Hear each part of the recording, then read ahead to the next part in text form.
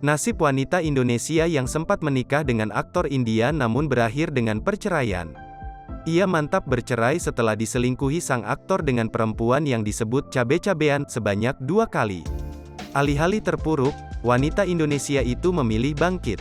Ia terlihat semakin memesona di tengah perjuangannya sebagai single parent. Seperti apa pernikahan wanita Indonesia dan aktor India ini dulunya sempat menghebohkan publik. Bukan tanpa alasan, wanita Indonesia ini disebut beruntung dinikahi oleh aktor India yang kala itu tengah populer di tanah air.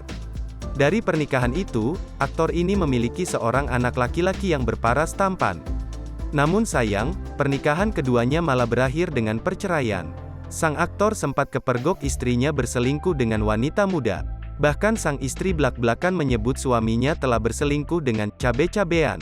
Kini bak buat sang aktor menyesal, kabar sang mantan istri tak disangka. Alih-alih terpuruk, sang mantan istri rupanya semakin cantik memesona.